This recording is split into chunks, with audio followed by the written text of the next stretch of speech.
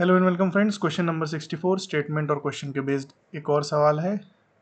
What are the unique values of X and Y where X and Y are distinct, अलग अलग natural numbers. ठीक है, अलग अलग नेचुरल नंबर्स हैं। ठीक है, स्टेटमेंट नंबर 1 क्या बोल रहा है? स्टेटमेंट नंबर 1 बोल रहा है जी कि X by Y is odd, X divided by Y odd होता है। ठीक है, और दूसरा बोल रहा है x इंटू वाई इज 12। चलिए सिर्फ स्टेटमेंट नंबर 1 को देखते हैं। सिर्फ स्टेटमेंट नंबर 1 से पता चल सकता है क्या? x by Y equals to odd. देखिए, दुनिया में इनफाइनाइट ऐसी वैल्यूज होंगी जिसमें दो वैल्यूज को डिवाइड किया तो ऑड नंबर आता होगा। 7 डिवाइडेड बाई 1, ठीक है, 14 डिवाइडेड बाई 2, 28 डिवाइडेड बाई 4। ठीक है, ये सब इस तरीके से देखिए इनफाइनाइट वैल्यूज हो सकती है एक्स और वाई की, दोनों को डिवाइड करने से ऑड वैल्यूज आएंगी ऐसे। ये तो सिर्फ एक एग्जाम्पल के लिए लिया था। या 3 divided by 1, 6 divided by 2, 6 and so on, ऐसे करके कितनी सारी वैल्यूज आ गई जिनको डिवाइड करने से ऑड नंबर ही आते जाएंगे। तो सिर्फ स्टेटमेंट 1 से तो 100% नहीं आने वाला। स्टेटमेंट नंबर 2 थोड़ा कॉन्क्रीट है। x into Y equals to 12, तो थोड़ा लिमिट कर दे रहा है ना। 1 2 3 4 5 6 एंड सो ऑन 12 तक ऐसे कौन कौन से नंबर्स हैं जिनको मल्टीप्लाई करने से 12 आएगा? 12 इंटू 1 हो सकता है, इसको तोड़ दें तो 6 इंटू 2 हो सकता है। ठीक है, इसको और तोड़ दे तो 3 इंटू 4 हो सकता है, राइट। तो इस तरीके से ब्रेक कर सकते हैं। तो कौन कौन से में ब्रेक कर सकते हैं?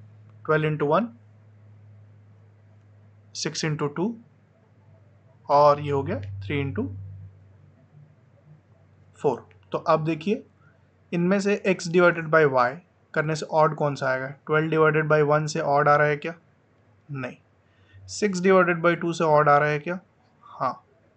ठीक है, सिर्फ स्टेटमेंट 2 से भी हम नहीं पता कर पाए ना। स्टेटमेंट 2 से 3 वैल्यूज आ गई। अब इन 3 वैल्यूज में से कौन सा है हमको नहीं पता, कुछ भी हो सकता है इन तीनों में से। अब दोनों को कंबाइन करके देख रहे हैं, तो जब स्टेटमेंट नंबर 2 की जो ऑप्शंस आए उनमें से स्टेटमेंट 1 में अप्लाई करके देख रहे हैं। तो 12 डिवाइडेड बाई 1 नहीं, 6 डिवाइडेड बाई 2 3 आया, हाँ हो सकता है। 3 डिवाइडेड बाई 4 फ्रैक्शन बन गया, नहीं। ठीक है, तो क्या आंसर हो सकता है? 6 और 2। तो दोनों को मिला दें तो x और y की वैल्यू आ सकती है 6 एंड 2। ठीक है, तो इसका आंसर होगा ऑप्शन जो भी होगा, option I think option probably C होगा। क्या वो बहुत बड़ा हो जाता है ना पेपर में, तो उसका स्क्रीनशॉट लेके डालते हैं जब क्वेश्चन का, तो वो कट जाता है, आता नहीं है। फिर अगर पूरा क्वेश्चन डाल दूंगा तो फिर वो दिखेगा नहीं क्लैरिटी के लिए। तो वो ऑप्शन होगा जिसमें दोनों के दोनों स्टेटमेंट S1 एंड S2 की मदद से उत्तर आ रहा हो, प्रोबेबली ऑप्शन नंबर सी होगा। थैंक यू अभी तक बने रहने के लिए मित्रों।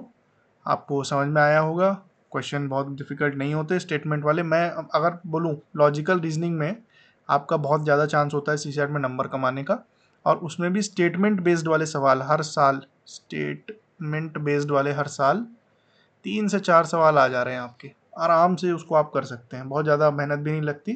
तो ऐसे क्वेश्चंस को छोड़ना नहीं है ना।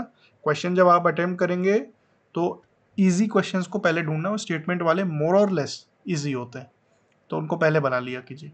ठीक है, चलिए बने रहिएगा। जय हिंद, जय भारत।